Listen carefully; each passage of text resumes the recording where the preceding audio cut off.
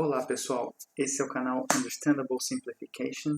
Meu nome é Rafael Basílio. Se você gostar desse vídeo, deixe um like, compartilhe e se inscreva no canal. Vamos lá pessoal!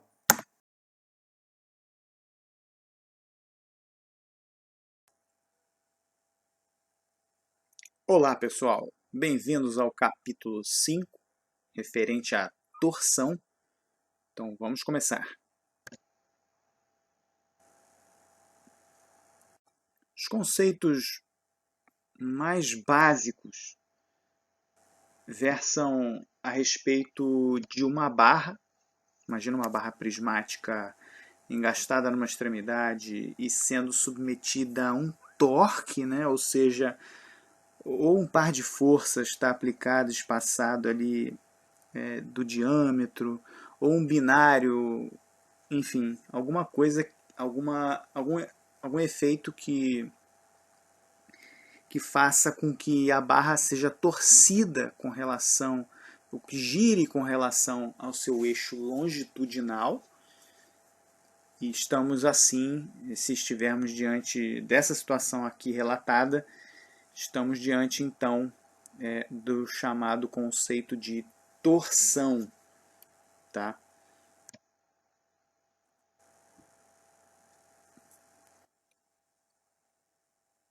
Quando essa barra ou algum componente é submetido a um torque,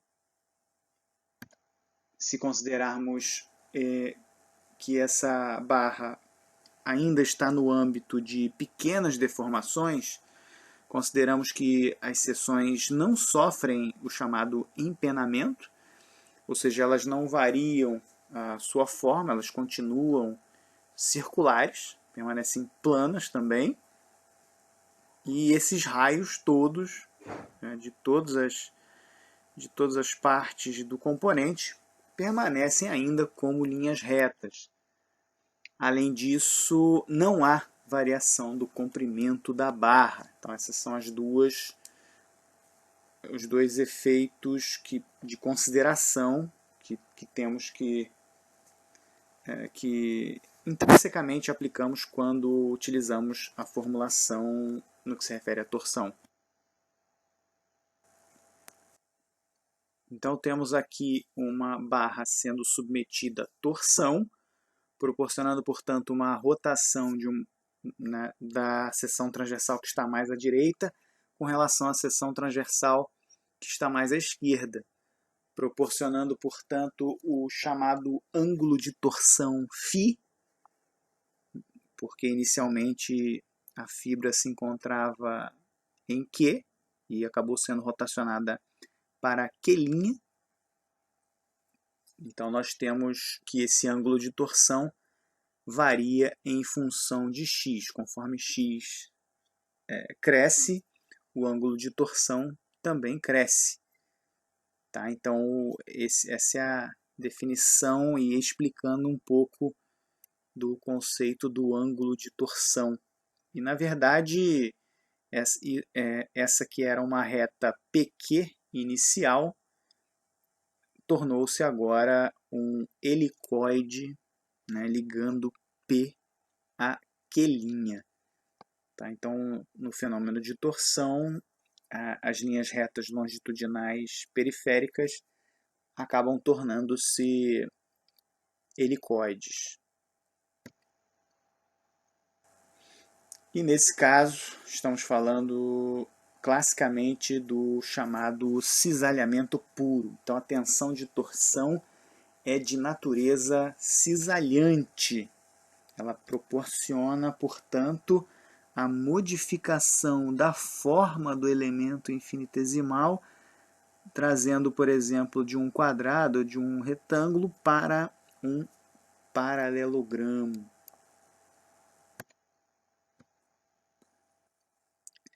Então, representando aqui esse elemento infinitesimal que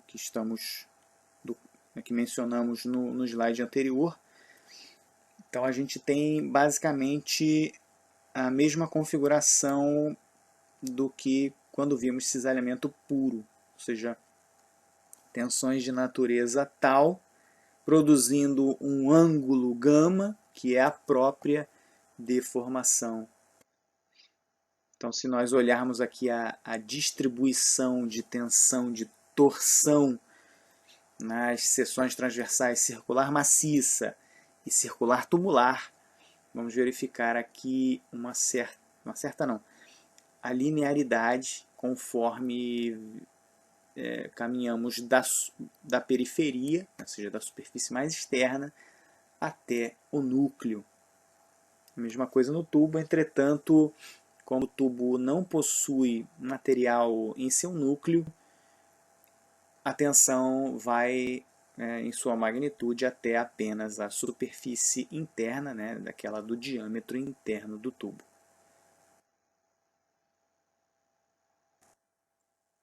Então, a deformação de cisalhamento. Então, toda a teoria ela se inicia, ou seja, a formulação é iniciada pela deformação de cisalhamento, de modo que essa deformação máxima ela vai ser dada então por R dφ dx, ou seja, como o ângulo de torção varia com x, aquele dφ dx, vezes o próprio raio da seção transversal, de modo que a gente pode chamar então o dφ dx de θ, que é a chamada razão de torção, ou seja, a variação do ângulo de torção conforme x, conforme o comprimento da barra é percorrido. Então, se considerarmos aí um elemento de área dA a uma distância radial ρ do eixo longitudinal da barra, e aí considerando tal a tensão de cisalhamento no raio ρ, então nós temos que γ é ρθ, ou seja, é o raio considerado, seja ele do mínimo até o máximo, pode ser qualquer um entre o mínimo e o máximo, e a própria razão de torção. Então, essa é a deformação por cisalhamento, nesse caso da torção. Então, como θ pode ser substituído por γ máximo sobre R, da expressão anterior, lá em cima. Então a gente tem, na verdade, que γ é ρ sobre R. Então, ou seja, um coeficiente, porque ρ varia se for maciço de 0 a R, e ρ varia se for circular tubular de RI a RE, no caso RE é o próprio R aí. Tá? Então, nós temos esse fator ρ sobre R, que vai dar sempre entre 0 e 1, vezes a deformação por cisalhamento máxima. Então, para tubos circulares, a deformação máxima sempre vai estar localizada na parte mais externa, ou seja, utilizando o raio externo, e a deformação mínima sempre no raio interno, ali naquela região da superfície interna.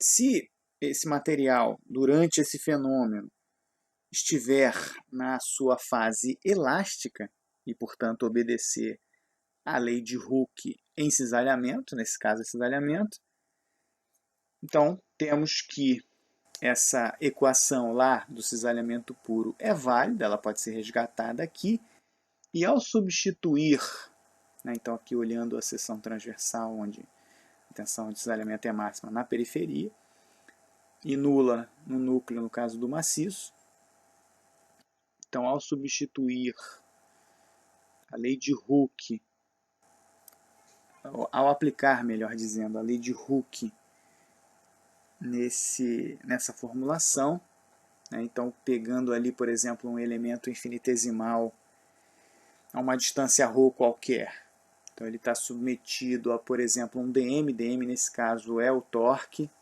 diferencial, ou seja, esse torque diferencial, na verdade, então se nós considerarmos que tal dA é uma força, então força vezes distância ρ, ou seja, força tal dA vezes distância ρ é igual a um dm, que é o torque.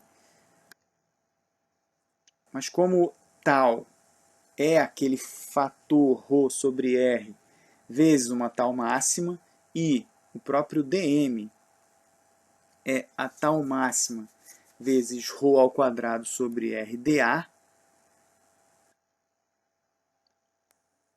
então o torque T vai ser nada mais nada menos do que a soma de todos esses momentos, né, de todos os elementos infinitesimais da área da seção transversal. De modo que, integrando então a expressão de dm, nós temos então tal máxima sobre r e fica lá na integral ρ2 dA. Só que quem é ρ2 dA do capítulo 2 que vimos? É o próprio momento polar de inércia. De modo que, fazendo então essa substituição, e para o caso da seção circular, por exemplo, a gente tem π dA² sobre 32, e seção circular tubular, π vezes, entre parênteses, aí, dA², d maiúscula quarta menos d minúscula quarta, isso tudo dividido por 32.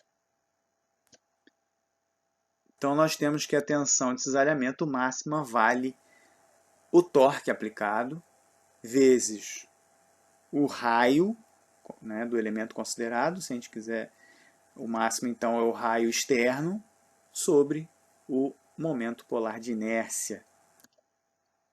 A tensão de cisalhamento já num ρ qualquer, num raio qualquer, tá? Só aplicar ali, substituir R por ρ.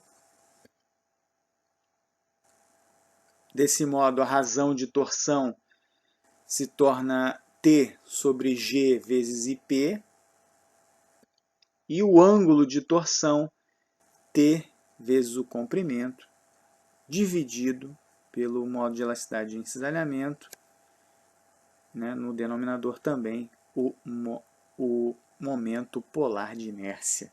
Então esse é o ângulo de torção, ou seja, para saber o quanto angularmente percorreu a seção transversal no que se refere a um referencial estacionário. Então surge, nesse momento, o conceito de rigidez à torção, que se refere, então, ao G vezes o IP dividido por L. Ou seja, essa é uma medida do quão difícil é rotacionar esta seção transversal deste material. Então, qual seria a dificuldade, né? Então, essa rigidez mede isso, e a flexibilidade é exatamente o oposto, ou seja, qual seria a facilidade de fazê-lo e não a dificuldade. Então, quanto maior KT, mais difícil é girar uma seção transversal, KT no caso, né? E quanto maior FT, mais fácil é girar a seção transversal daquele componente. Bom, me despeço por aqui. Até o próximo vídeo, se Deus quiser.